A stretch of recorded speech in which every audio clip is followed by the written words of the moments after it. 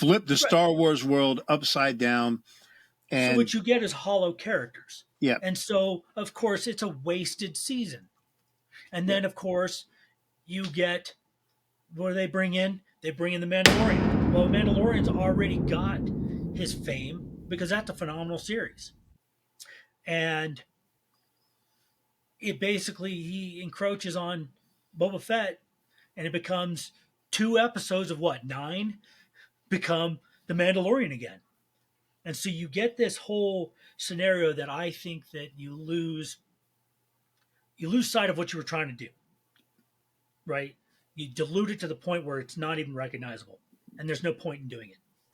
So I think that's part of the problem that we have with new is people that want new or want something remade, because that seems to be the only thing. New ideas are so few and far between that the remaking or updating, whatever you want to call it, the re-envisioning, or even just the updating of it to make it in a newer thing. And if we're not gender swapping, race swapping, then we're making it to where we take all of the meat out of it, and it's just flashy things and CGI. Or we're making some stupid ass political statement. Starship Troopers, perfect example. You took a brilliant fucking concept, a brilliant fucking book, and totally tore it in half because the director fucking hated the author. Well, and that's the same thing that happened to the same thing happened to The Witcher. They literally, the writing team, a bunch of progressive leftist people that believe that writing in Hollywood, that you are above or better than the author that wrote it. And basically they said they don't care about the source material. They're going to make it the way they did, which is why season 2 is all about 2 female characters. It's not even about The Witcher. He's just a side character. And the same thing, they had to actually put out big bulletins saying that, yes, Henry Cavill's still The Witcher in season 2. But even if you were drawn in by that ploy, you come to find out that he's really not The Witcher. He's some side character, and that's why the author of that in the beginning, when Henry Cavill was involved, it was such a passion project that eventually got hijacked, and so you see it, and that's where it just goes off and it dies. And that's why I have very reserved anticipations for 40K. I agree, but at the same time, it's because Henry Cavill it's his passion project. I think that there's going to be, I think it's going to be very true to the grim, dark feel. However, I think they're going to face the same challenges as would if they tried to make Old Man's War, or even this, even Vorkosigan, because 40K is it's visceral on a level that is hard to even describe. Mm-hmm. It is, I mean, it's palpable. You can actually feel the grunge and the grime and the hatred and the disparity everywhere you go in this 40K world. And there's like the drive to continue living, because there's no tunnel or light at the end of a tunnel. What you are is dealing with the same thing, and it's over and over again. Anybody who's ever played, what is it? What's the video game that everybody likes but requires millions of rounds to kill anything? Oh, Gears of War. Yeah, Gears of War. It's like Gears of War is like a G-rated version of 40K. And so when you get that, I think it's going to be difficult to sell. It's going to be difficult. The best way to do that is to kind of bring it back to the Chronicles of Riddick, where you get that feeling of grit and just disparity. But you're going to have to do a lot more to sell it because there was no preconceived notions of what the world looked like in Riddick.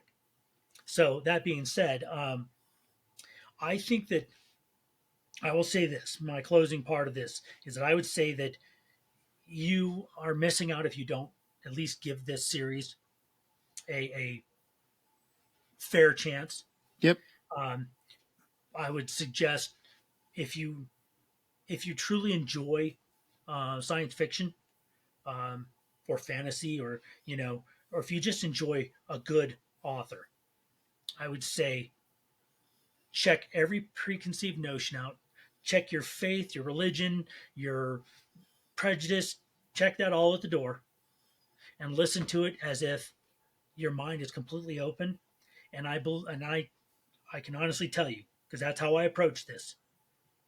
I can honestly tell you that it will be a wonderful experience for you, and it will be something that you will remember, and it will actually, I think it has reflected to me how I look at other series. And I even look back at series that I've already read, and I ask myself, well, was this series really as good as I thought it was? Because at this level of I guess I want to say it's like an exercise of human existence. Yep. And you know once you can once you get through the initial shock of things, and you start to just delve into the world, and you start to be a part of this world, and you really, I think you really get a feel of, well, one, what she was trying to write, what was coming out of her head. And I think there's a direct link there. You don't lose anything in translation. And I think there's a definite part of, you will see her fingerprint on so many things that you've read or watched, and I think that's it's just like Clark, Arthur C. Clarke, or Lovecraft. You know, you see their fingerprints on so many things, and plus there's no clunky introduction. Like even as great as Old Man's War is, you get an introduction to what it's like to be in the colonial forces from the first person view of the main character as he experiences. It takes you 5 chapters to get there. Yeah, but still, you're told what you need to know as he learns it. Right. Whereas with Vorkosigan, you're introduced to it gradually over time, and you're not expected to understand the Vorkast system even after the first book. Right.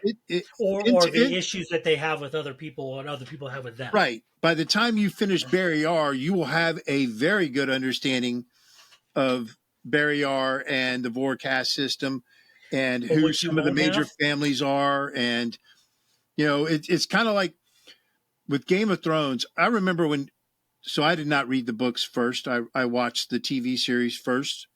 And at the same time that Game of Thrones aired for season 1, Camelot aired on MGM or something else. And I watched the first 2 episodes of Game of Thrones and hated it because I couldn't. There was, everybody knows the story of King Arthur, right? Everybody, every kid, every adult knows the story of King Arthur.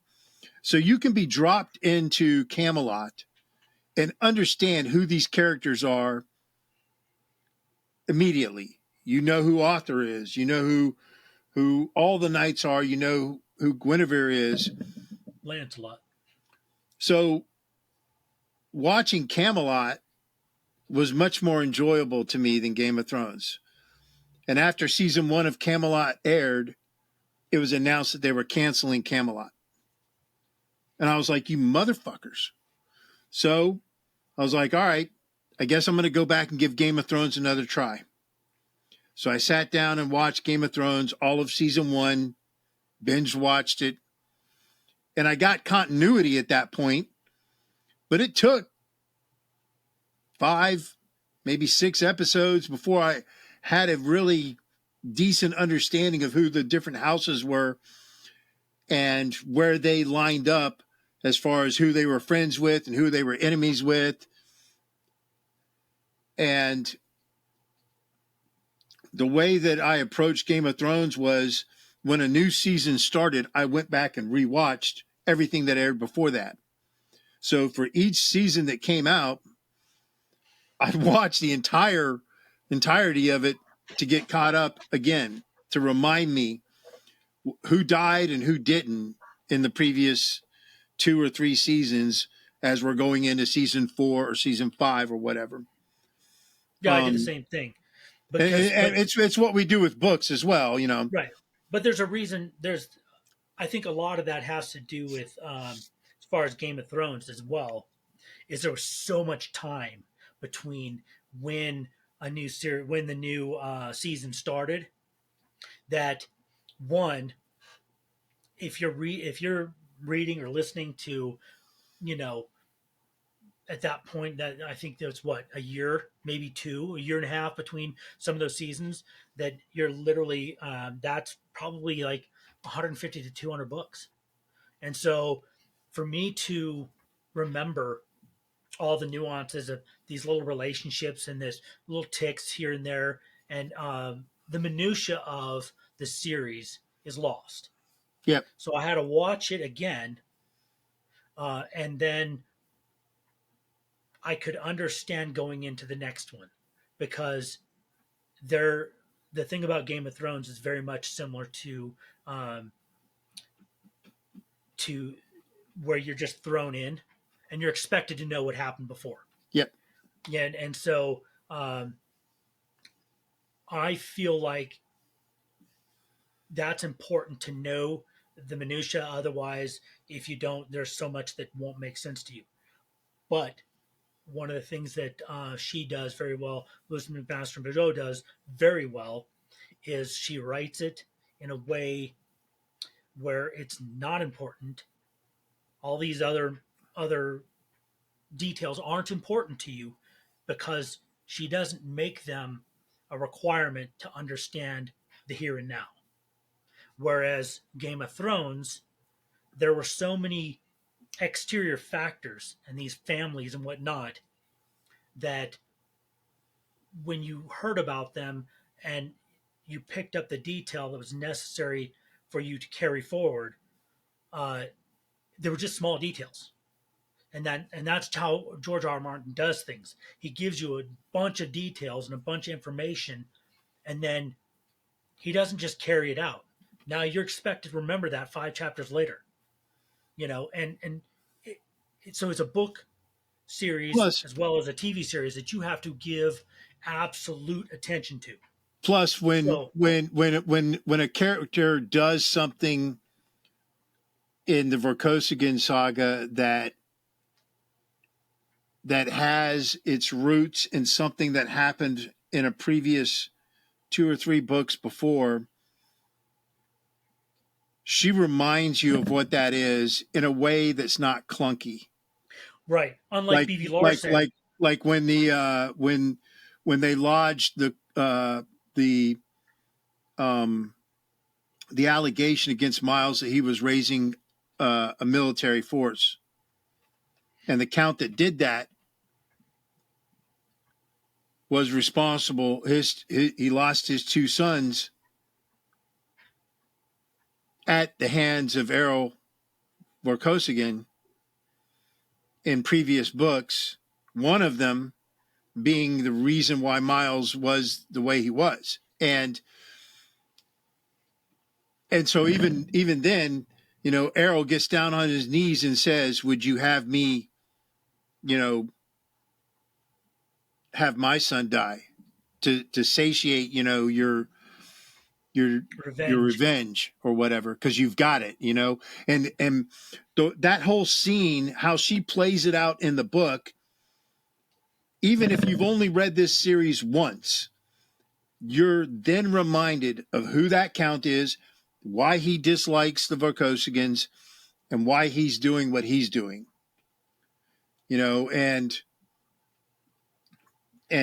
he ends up, you know, taking the high road and doing the right thing. But you know, that's just like one small example of how she does things in a way that does not detract from the story. It's not every single book you're introduced to this world over and over and over again. I think the best example of that is B.B. Larson in The Undying Mercenary. Is that every book has to reiterate why they are undying mercenaries. Yeah. And the ability to, well, not only the ability, the regeneration abilities, but the machinery. What happens to you when you come out and the symptoms that you suffer immediately after? Right. And so, I get why he does it. He does it so that anybody could pick up that series at any book. You read any one of his books and it can stand alone. But at the same time, if you're writing a series, you need to be conscious that for your readers that read the series, that becomes very taxing. And in my opinion, I think that a good author, or wait, the difference between a good author and a great author is one that pays more mind to those that are for the long haul than those that'll just casually read. Which is why I feel like George Lucas had a lot of smart things. The story is not really that original. The characters are really surface, but there's a lot of ingenuity that went into the filming and the special effects, which give it the majority of its draw. Because again, the storyline is very shallow. You don't really get to know anybody in any deep manner. So, but it has that draw to it because it was so new and so exciting, and which is why you see this continuously trying to appeal to kids, and then continue to make movies, but you maintain this surfaceness, which means those of us that already know parts are expecting you to give a better in-depth storyline to understand how point A we got to point B. Since you're going from 4, 5, and 6, now you're starting from to 1, 2, and 3. You have a lot of material to go and explain how it is this way. And if you don't do that, then it's just, I mean, you can be a good author, but not really capture people and not make you memorable. There are authors that I have read that because they did such an admirable job in a series, I look for them to write a new series, and I follow them, and that is, I mean, that is one of the reasons why Jason Onspach and Nick Cole are so high on my list, because they keep everything interesting and they don't just stop at one story. They split off and they go and join other authors and make totally different series. But I see their influence in there, and that's what draws me. And I think that if you have authors that really take what I'm going to call their core fans and you keep them at the forefront of who you're trying to reach, then you're going to create more people that will be long haul fans. And I think that's more important in the career of an author than it is that I've sold millions and millions of books. But are you really remembered? You know? And I think that that's one of the things that I've really found about Lois McMaster Bujold, that I don't have to read any more of her series. I mean, I may, but I don't have to. I see her influence in so many other things because she wrote the series for us that we're going to go through the whole thing and experience the whole thing. And she didn't make it to where it was like it it basically gave some sort of you know the catch up, the catch up thing where remember some video games would do that where you'd be playing, you'd be racing, whatever, and yet somehow player number two would catch up, Yep. even though they're way behind. And the Slow catch up car mechanic, speed. Slow yeah, car speed. Yep. right. So the catch up mechanic is put in there so you're not left behind. Well, this series is written without that mechanic, so you start from the beginning, or wherever you start from is all you know. You may not know what happened before, and so you continue forward, and yeah, you get more of the story, but it's better to know the full story Mm-hmm. than just a part of it. And I think that's where you get, true stories. Old Man's War. If you don't know the beginning, you're gonna be lost. And I think that's what draws me into this. I keep feeling like I'm growing and I'm moving in with this. Galaxy's Edge, and even like Forgotten Realm. Those things you move with them. Each book is like your journey walking forward down this path, and that the author's taking you with them. It's like being a fucking dungeon master. These guys, that's the best way I could describe a great author is like an awesome dungeon master. If you are a good DM, you make everybody in the party feel like they're there, and that all of this is inclusive. Everybody is affected in every way, shape, and form, and that's what an author should do. And if you get some just I'm not saying every book has to be that in depth, but a series should be. If it's a one off, a two off, three off, a short series, yeah, it doesn't need to get that. But if you're going to go and you're going to create a universe that goes, more than 3 books, you really need to have that path laid out. And you need to have a starting point and an ending point. And if you come in between, well, you fucked up. It's not like you didn't know there were more books. So that's my feeling on this series and series like it. I think you're not going to get the quality if you don't create new path. Like you don't go hiking so you can see the same shit over and over. That's why you walk on the track. You go hiking so that every step is new.